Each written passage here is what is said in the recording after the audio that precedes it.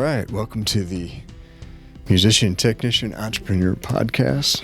Today we have Hein with us.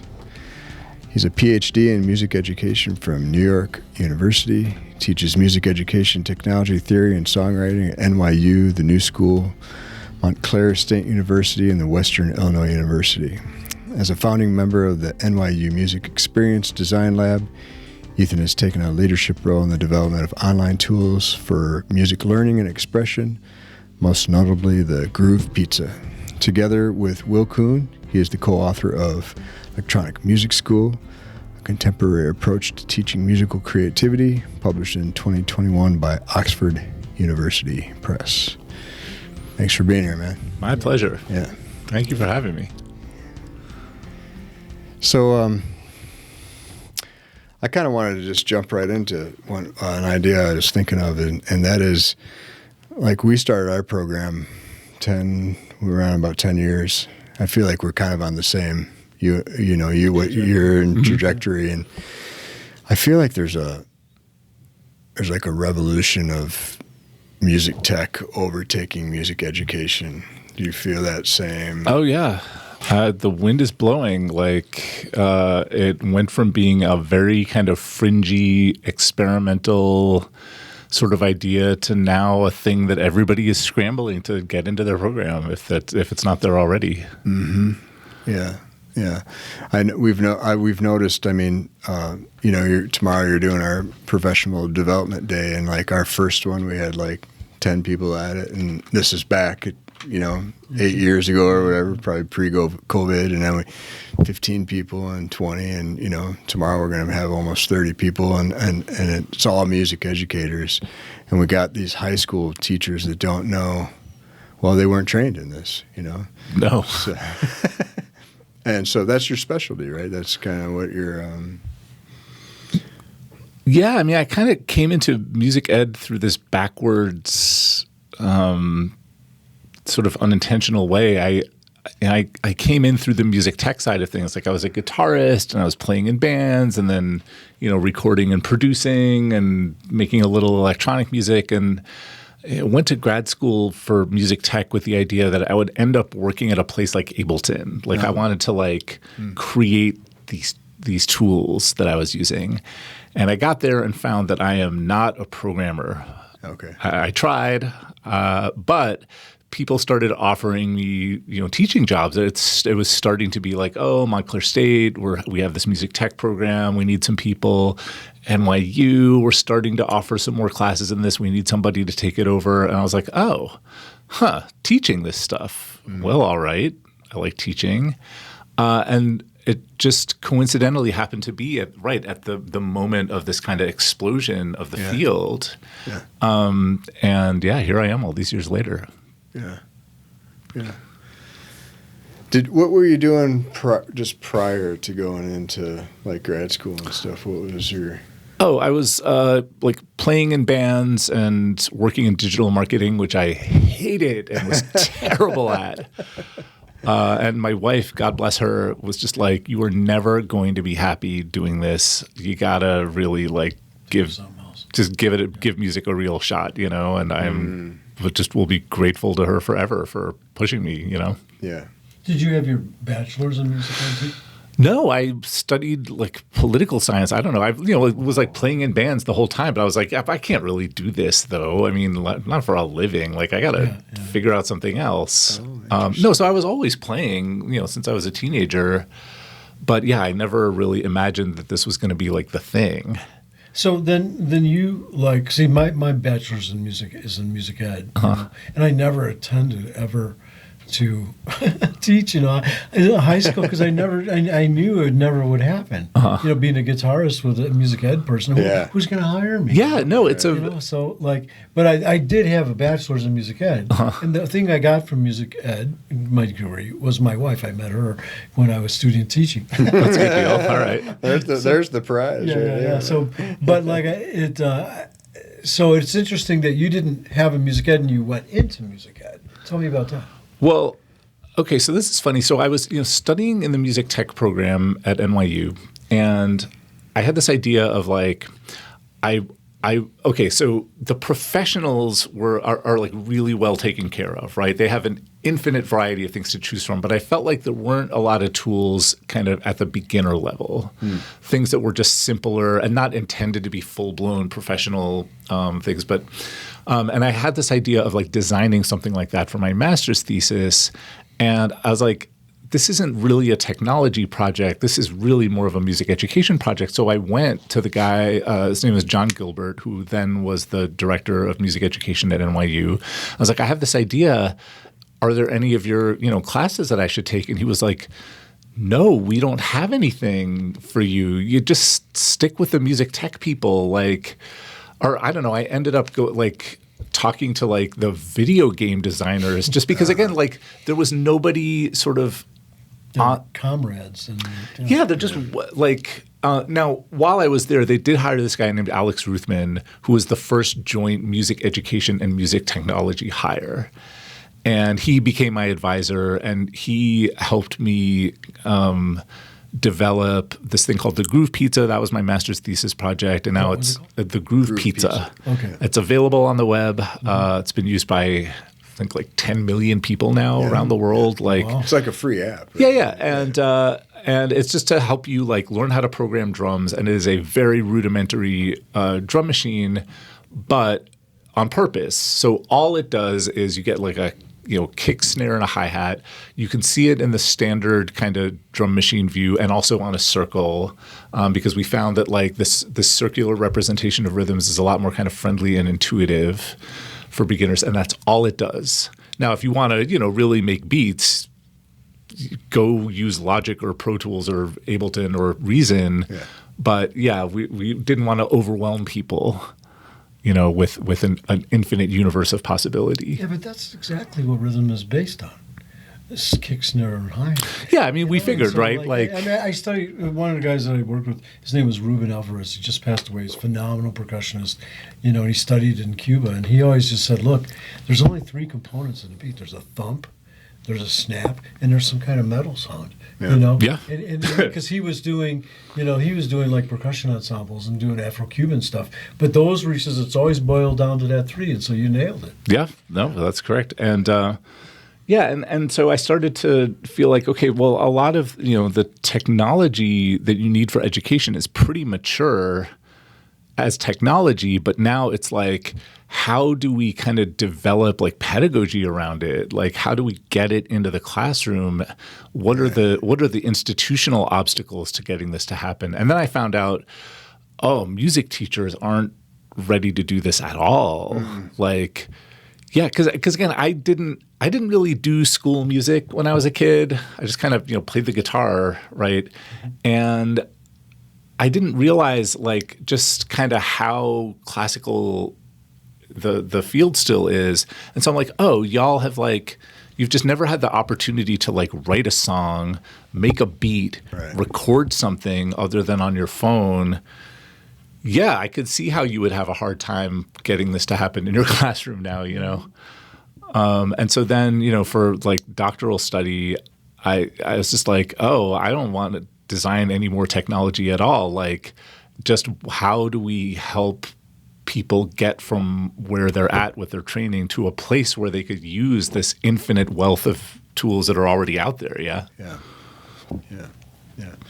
So was the next step then after grad school was the book the next kind of? Okay, so after grad school, I was just teaching music tech, and the funny, as you have no doubt experienced, teaching music tech, you get hired, and they're like, well, we don't really know what that is, so have fun, figure it out. Yeah. And so I, like you, was just by trial and error kind of groping around in the dark, but did arrive at like a kind of series of projects that I thought were pretty good. And this was after your doctorate.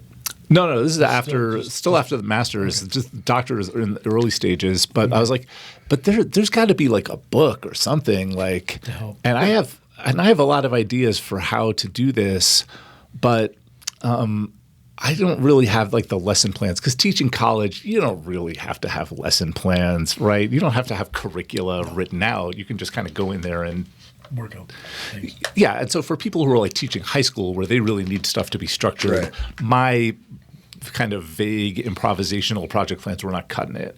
But then I met Will Kuhn.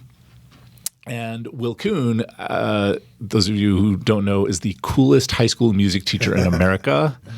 He has the most amazing music tech program at Lebanon High School. The man is just a visionary educator, and like his project plans are super creative and really well documented. And he was trying to get his stuff published, but Oxford University Press was coming back at him saying, okay, but where's the research? Why should people do things your way? And he just didn't have the research. I, meanwhile, in the early stages of doing a doctorate, I'm like, dude, I got all the research. Yeah. You've got the battle-tested project plans. Let's put it together. Let's put it together. Perfect. Yeah. Perfect. Yeah. Yeah. I mean, that book is just like this far away from being a curriculum book, really. There's so many great ideas in it for projects and. And the book, what is the book again? Oh, so the book is Electronic Music School, A Contemporary Approach to Teaching Musical Creativity. And it is, so it's a combination of the approach that Will has been taking at Lebanon High School for many, many years, along with some of the things that I've been doing at the college level. But a very big part of it is how do you design projects and curricula? Because we didn't want this book to be out of date 10 seconds after it hit the shelf, right? But also, our thing is we didn't want to be handed a curriculum either because we have our particular tastes and interests. Our students have their tastes and interests. We want to be able to adapt. We want to keep it fresh. And so our thing is we might suggest that you guys do a house music project, but 5 years from now, nobody's going to want to do that. Yeah, and we can't predict what is going to be the thing that lights your kids up. Right. They're going to have to tell you, right? So how do you continually keep it fresh without driving yourself nuts and having to devote all your nights and weekends to it, Yeah. So, but saying that, what do you think that the future of curriculum is for this field? Because I think people do need curriculum, and there's really nothing out there yet. I mean, having now done this for enough years, you can start to see that technologies come and go, music genres come and go, but there are also some constants, right? And so teach to the constants, right? So for example, that has been popular since the 60s and it will be popular until the end of time. Yeah. You know what I mean? That's always going to be there. Multi-track audio recording is always going to be there. MIDI is always going to be there. There's, synthesizers EQ, compression, reverb. Right. I do a lot of going through multi-tracks of iconic recordings. So I've, not legally, but there are these things in circulation, these multi-track stems from Motown and the Beatles, and sometimes people even release them officially. I know David Bowie released the stems for Space Oddity officially. God bless him for doing that. 9 Inch Nails put out some stems officially. Those were pretty interesting. And just go through and be why did they do it this way? Why are there 5 different synthesizers on this song? Yeah. Why is the guitar double tracked? You know what I mean? Start to the global ideas. Yeah, because again, that stuff just stays fresh forever. Double tracking guitar, people are just still going to be doing that in 100 years, I assume, right? Double tracking vocals, some of these ideas just are perennial. Right. So teach around that. And then, for sure, let the kids come in with okay, what is happening this month in whatever micro genre of dance music is hot right now, and try to reverse engineer it with them. Yeah. So back in 2010 or so, I had a really good day of class where I was guys, what is dubstep? Yeah. What is it? Okay, I know what it is. I hear it. But what makes it different from just techno? Mm-hmm. And so they all knew the artists and the crucial tracks, but they didn't have the music vocabulary. And so, they're oh, well, bring up this song. I'm oh, so quarter note triplets, that seems like a thing in this music. And I don't know, we sort of collaboratively arrived at a definition of this music. Okay. It was like one of my best days of teaching ever. And so now I do that on purpose. Like, whatever the hot thing is at the moment, like, kids, explain it to me and I will help you put like formal music vocabulary to it. Right. But yeah, and that helps me stay fresh too, Yeah. Because I'm 48 years old. I have no idea what's going on out there, but the kids do, yeah. Do you think that at some point someone's going to write some curriculum though that's going to be like, this is what you should do, or is it even possible, really? I mean, I don't know. It just changes so fast. Everything, the tools change so fast. Like, I know, like, people are working on it, but that stuff ages like a flounder in a hot car. Like you just have to keep revising it if it's going to be useful. Yeah.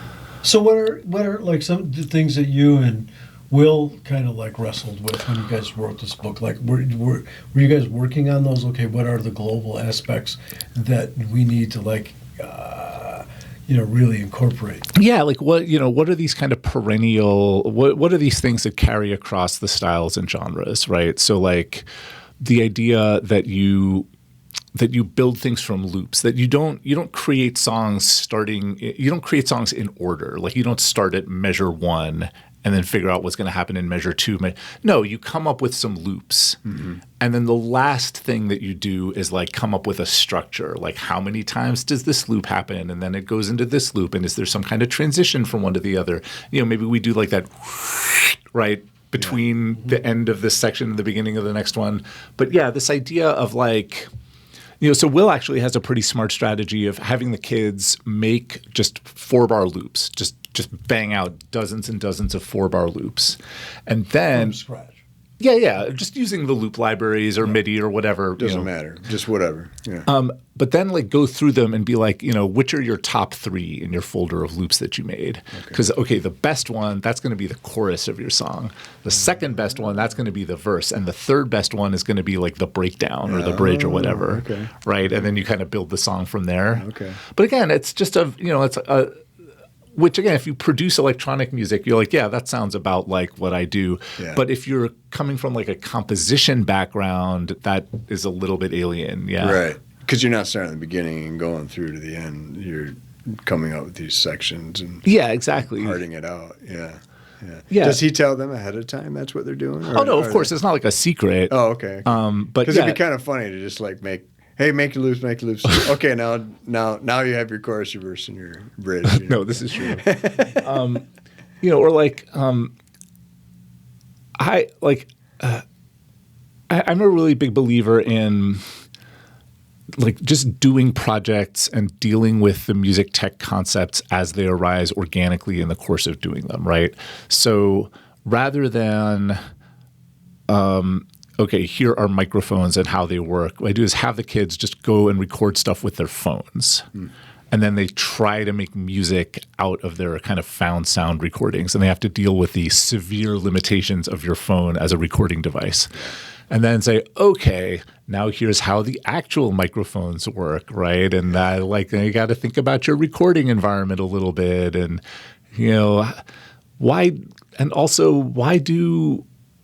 why does this thing that we're listening to as a reference sound so much better than your thing? Well, they're using compression and EQ, right? Like that, try to get them to a place where they're dissatisfied with what they're doing and say, but there's a solution to this dissatisfaction you're feeling. It's called compression, right? Yeah. That's how come you can hear the bass in that song and not in your song. Right.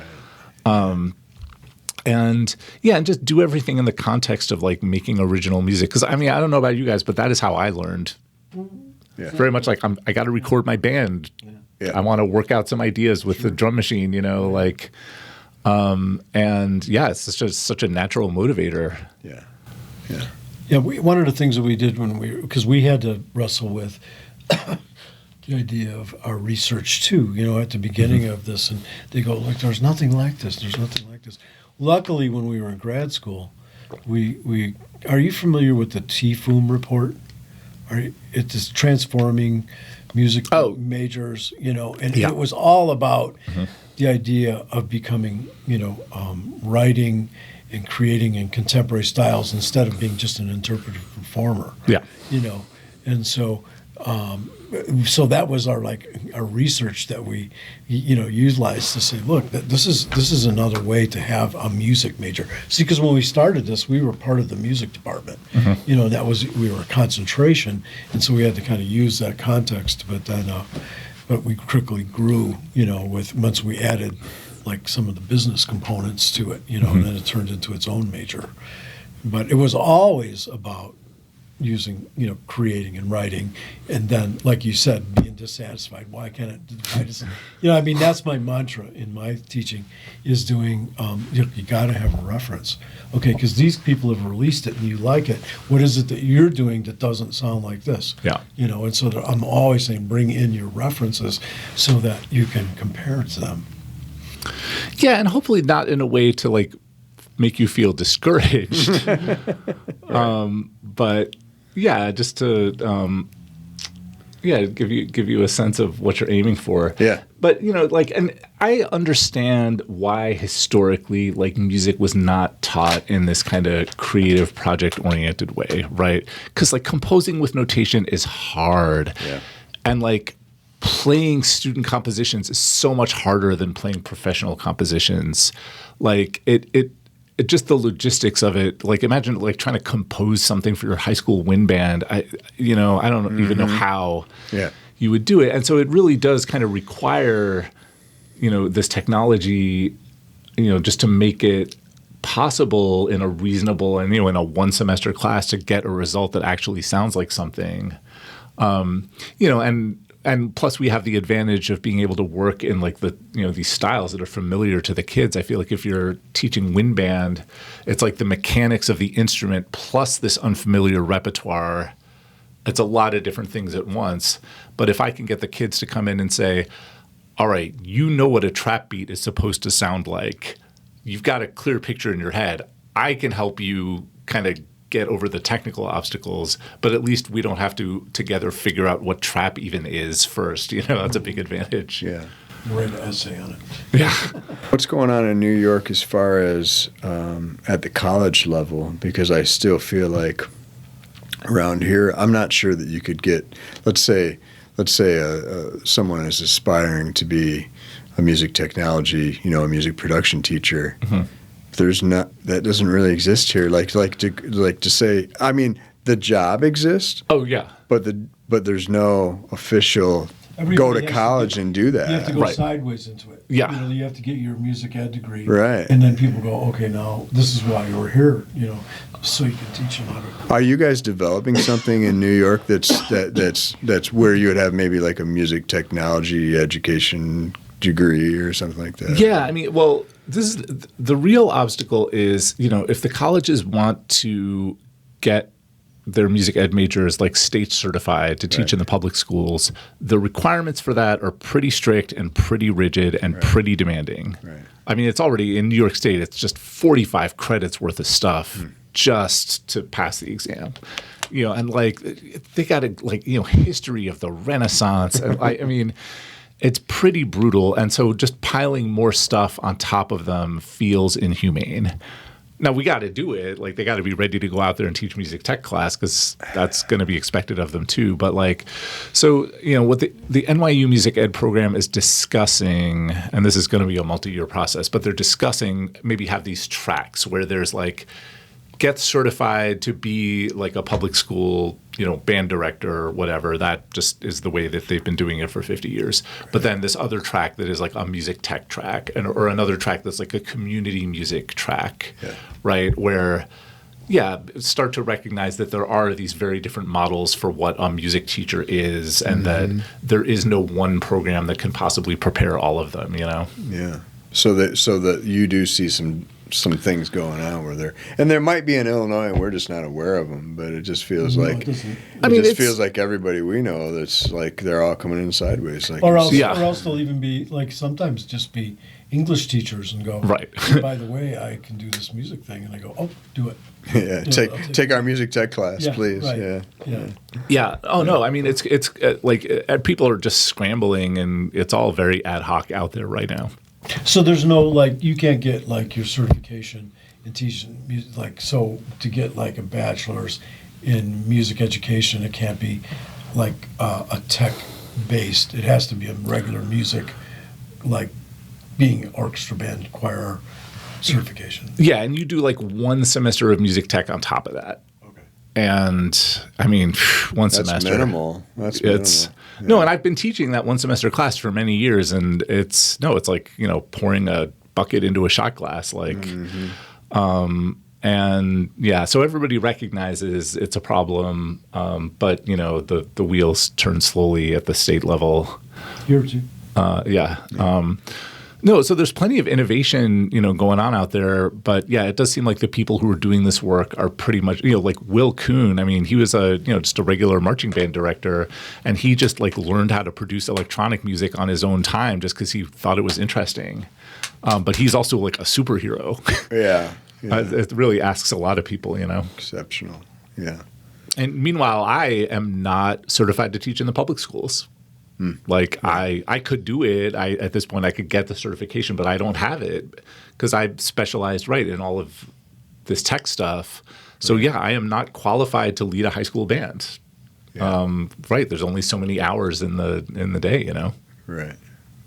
No, and it is a real problem because you have like in New York City. I mean, my God, like the sheer number of like producers, DJs, songwriters, audio engineers, rappers, and like Musicians in general. Just the sheer depth, breadth, and wealth of knowledge and expertise that these people have, but they cannot get a job as a public school music teacher. And meanwhile, because like the pool of public school music teachers is so self-selecting, it does tend to be okay. So like the New York City public schools became minority white decades ago, but the music teachers are still almost all white. And they're all classical musicians. Now there's 5% of them are jazz musicians, but like, yeah, that's a pretty big mismatch. Yeah, totally. And, until the licensure requirements change pretty dramatically, I don't know what to do about it. Yeah. I mean, there's community music, colleges, private schools. There's a lot of ways to learn music other than public school, but yeah, it's a big problem. Yeah. That's one of the reasons we're starting our master's degree. It's going to be master's in music technology, so that we got all these music educators in high school, and then they can at least get their master's in technology, further education, but then teach the tech classes. Yeah, so, I think that makes perfect sense. Yeah. What's your tech class look like? Like your 101 that you do in the? It's basically like pop songwriting in the DAW. Okay. So it's pretty much every aspect of pop songwriting except for lyrics. And I now, at the new school do like a songwriting class, but that's not for music ed majors. That's just for all the music majors. Okay. And that class is much more like melody and lyrics, top line melody and lyrics. And we lightly brush on production, but that's more kind of peripheral. But in music tech, it's more like everything except for the top line melody and the lyrics. So yeah, beats, loops, samples, MIDI, audio recording, and get into kind of more musicological, like how do you structure a song that's based on beats and loops, and let's analyze the structure of some iconic, like let's just go through like Billie Jean and see how long is this section and what makes it different from the next section. Not in terms of the melody and lyrics, but like, oh, there's this synthesizer part that enters. That's what makes the verse sound different from the pre-chorus, right? That's what makes verse 1 sound different from verse 2. Yeah, just doing that kind of critical listening. Because I find, learning how to use a DAW is not that hard. Music is hard, right? Yeah. Thinking about like arrangement and structure that's the real challenge. Yeah, but also the fun part. Yeah, and that's how I always think like these. The high school music educators, they're way up on the students because they already have the music foundation. Yeah. I agree with you. I think the music part of it is harder than the tech part. Oh, for sure. I just don't know if they all want to jump into the tech. But are you mainly Ableton when you're doing your classes, or? I mean, maybe this is like a radical position, but I do not believe that there needs to be like a standard DAW that everyone uses. Okay. Not at the college level. At high school level, yeah, you have to standardize. But like at the college level, you can just let them choose because at this point, they all pretty much do the same stuff. Right. And the differences are superficial. So like, I will do all my demos with Ableton because that's just my tool of choice. But like, I'm like, okay, your DAW also has an EQ in it. Your DAW also has a piano roll. Your DAW can also cut up audio and move the pieces around. Right. Now, there will also be some Ableton-specific stuff, session view, like warping, some of those things. Like I won't like do assignments based around those things if everybody doesn't have access to live. But like, if the assignment is just make a piece of music using the loops that come with your DAW. That's always my first assignment. Okay. Because it's like tech-wise really easy. All you have to do is drag loops out of the library onto the screen. But then you got to start thinking about like structure and form and arrangement. Yeah. But so anyway, yeah, your DAW has a loop library and dragging stuff onto the screen it'll take you 10 seconds to figure it out. But then how do you actually make a song? How do you turn a bunch of loops into a song? Yeah. Right. And again, that stuff, it's not particular to a DAW. Like it's a music challenge. Yeah.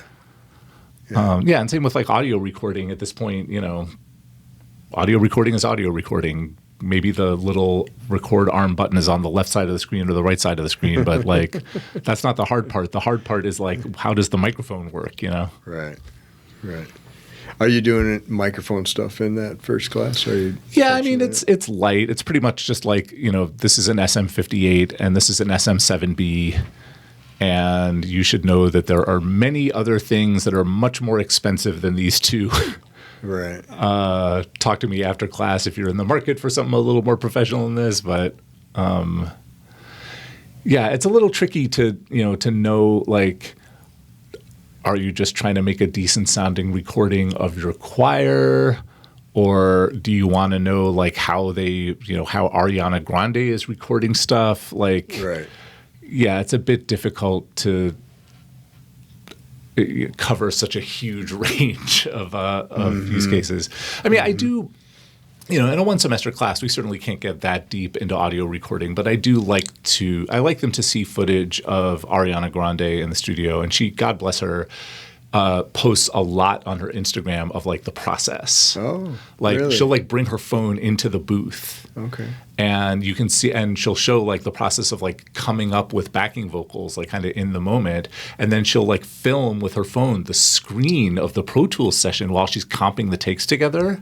That's cool. Oh, God bless her, Yeah. I know. And it's so rare for somebody to kind of get into the nitty gritty of the process like that at her level. Yeah. So I'm like, look, we're not going to comp vocal takes together in one semester, but you should at least know that this is a thing. Yeah. And since you're familiar with her and the end result, just know that there is this process. And if you want to go deeper into it, you can. Right. It's the walk through the forest, right? Yeah. Just showing all the stuff. And I have I have gotten to do some more advanced music tech classes occasionally. Montclair State, I did like an advanced electronic music composition class. That's where we got to really have fun. That's where we really got to dig in there a little more. So we got to do I gave them an assignment where I gave everybody like a 5-second jazz sample. This is like 5 seconds of Duke Ellington. And like, y'all have to make a piece of music out of this and nothing else. It. Yeah. So, okay, now you got to get in there and isolate that one drum hit, that one bass note, and then you got to put it in a simpler and like make an instrument out of it. Yeah, and like, that's fun. That's a fun assignment. Yeah. And I would love to be doing more of that, Yeah. Unfortunately, there's a lot more demand for beginner level than advanced, but yeah. I'm going to take a little bit of a left turn here because Sure. I know that you've posted on some of this. I want to open up the what do you think the future of AI is going to be? Ooh, yeah, that is a spicy subject. So this semester, I'm doing a copyright class at the new school and talking about like just the nature of originality. And so we started with AI because I'm like, well, that's all anybody's going to want to talk about anyway. So let's get it out of the way first. So folks should be aware that AI is in very common use right now, but not in the way that people think, right? Yeah. So like stem separation, Right. right? So, for years, like students would come to me and be like, is there some way to separate out the vocals and the bass and the guitar? And I would always be like, no, it's impossible, except now it's possible. Right. It doesn't sound amazing yet, Yeah. but just the fact that it's possible at all is like pretty miraculous. You can get Serato stems and just click, isolate the vocals, and 3 seconds later, there they are. That's awesome, right? And that, there are all these things now where you can like give it a melody and it will complete it. Like you give it the first 2 bars and it'll come up with the second 2 bars. Or, like Ableton Live 12, they just announced, like you can click on a sound in the library and it will suggest similar sounds, timbrally similar sounds, right? Interesting. This is all AI. Like this is all machine learning.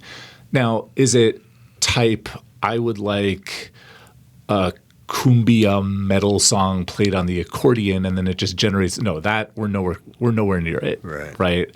And I don't think we're actually really ever going to get there. Because we don't understand music all that well, right? Like humans don't understand it all that well. And if you're going to have a computer generate something, you got to be able to really define that thing mathematically very clearly. And, English language is one thing. Yeah.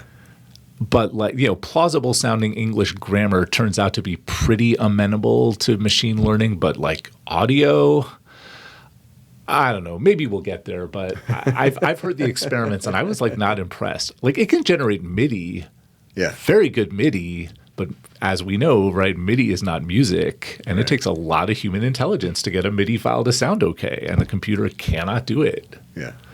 So I don't know. Musicians, don't fear for your jobs just yet, I mean, fear for your jobs for economic reasons, like for music business reasons, but yeah, I'm just not that concerned about it. Yeah. Have there been any plugins that you've been impressed with that you've used or? Oh my, I mean, just any stem separation tool at all is just mind boggling to me. And, stuff is coming down the pike. All right, so for example, right now, if you want to use like autotune, you have to have a very sophisticated knowledge of music theory to use autotune because you have to tell the computer what pitches you're aiming for. Right. You got to know your chords and scales quite well. Wouldn't it be nice if the computer could just hear what you're doing and be like, I think you're in B flat major and there's a couple of non-diatonic chords in there, right? So that's a thing that I think AI could be very useful for and probably will get there sooner rather than later. But again, we're not there yet, kids. Keep going to music theory class. Like as it turns out, music theory is pretty hard for computers. Yeah. They can identify pitches, no problem, but what do the pitches mean? Yeah, you need people for that still. Right. Yeah. I downloaded, I actually purchased this program called Synthesis 4 at the end of summer, which is the singing. Cool. It's actually a singing. So you put in the MIDI notes and you put in the words. Yeah, and it actually you get that Vocaloid. It actually sings for you. It's pretty. It's pretty fairly realistic. I played it for some people and didn't even say anything, and they didn't ask. But it sounds like a singer kind of with auto-tune on them, but not a hard auto-tune. But it sounds a little fake, but within the But we've gone that way anyways with the tighter auto-tune usage. So some people are kind of just accept that as the norm now. So that's been the best plugin that I've used. I mean, I do want to talk about this thing of so if you've gone on YouTube and seen, Frank Sinatra singing the SpongeBob theme, right? This whole genre of deep fakes. Yeah. Folks should be aware you cannot just tell the computer Frank Sinatra singing the SpongeBob theme. First, you have to meticulously create this vocal performance, and then you can do timbre transfer where it will change the timbre of your voice to the timbre of Frank Sinatra's voice. But you have to provide a very complete and detailed vocal performance in Frank Sinatra's style in order for that to work. You know what I mean? Right. And it is cool that you can make your voice sound like Frank Sinatra now, but the computer can't generate Frank Sinatra. yeah, you got to really do 99% of the work still. Yeah. Yeah, but it could put but that's where the issue is. The interesting thing with the copyright, though. Well, yeah. Yeah, like okay, so there's this particular color of sound that a person's voice has, and then that they've developed, and that's their like kind of signature, and then then you create a song, and in the kind of the style, but you can't replicate that person's voice, but then now you can put the mask over it, and it sounds like that particular, that seems like a big copyright, like headache. Folks listening to this should know that like the last major overhaul of the music copyright laws in the U.S. was in 1976, and most of the laws on the books are from 1919. So yeah, I mean there's been a lot of water under the bridge since 1976. You know what I'm saying? Like, and now there's all these like judicial rulings on like individual sampling cases, but they kind of contradict each other. There kind of isn't really law on the books for these things. And it's going to be, right, like the legal system moves much slower than technology. So, I mean, yeah, we're going to have a lot of hashing out to do. But I also feel like, there's what's legal and there's what's acceptable, right? And like, I think, for most musicians, like, you're not going to come in contact with the legal system that much. It's much more going to be like, what do your fellow musicians approve of and disapprove of? What do you individually approve? What do your fans approve of? Like, could I get away with sampling Taylor Swift on something that I'm going to just put on my Bandcamp and sell 100 downloads of? Sure, she doesn't care. But would my friends, my fellow musicians, Taylor Swift's fans, like that is a much more immediate concern for me, Right. Kind of like, I jaywalk all the time. That's illegal. It's more like, is it a good idea though? Like the issue is not, am I going to get arrested? It's more like, am I going to get run over? Right. Like, right. I think the I put some thought into like what you're saying about the Frank Sinatra.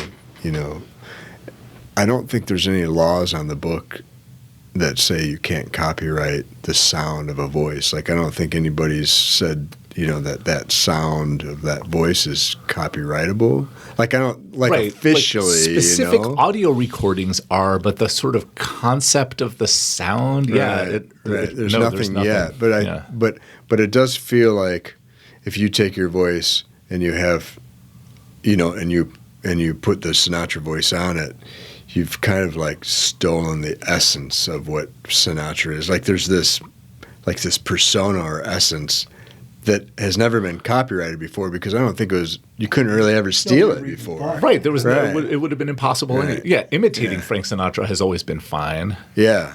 But this is not imitation. This is a different level. Right. So I think that's where the laws eventually have to step in and say, can you legally fake somebody, Or maybe it'll just be maybe it will just become, like you said, generally accepted by what is right and not right.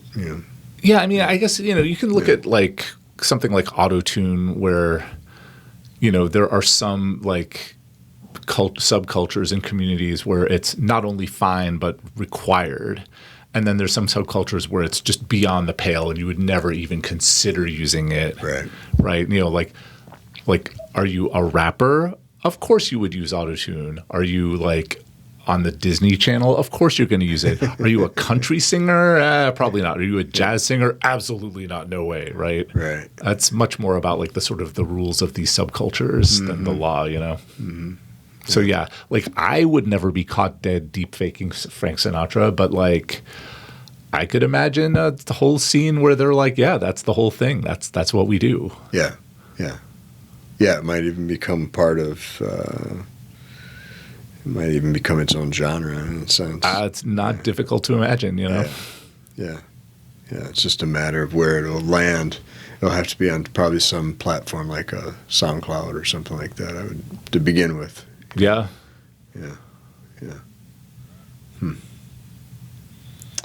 So where can people find you, and if they want to bring you out for a talk or learn or? So ethanhein.com, that is the blog. That's the website. It's got, and then I do, Twitter, Blue Sky, Reddit, YouTube, email, all those things. Yeah. LinkedIn, whatever your preferred platform is. I'm on all of them. Ethan Hein. There's too bad for Ethan Hein, the hockey player in Saskatchewan. I got there first. So don't get mixed up with the hockey. He's going to have to live with Ethan Hein. Yeah, Ethan Hein, one word. That's me. Excellent. Well, thanks for coming out tonight. Yeah, man, my pleasure. Yeah, great.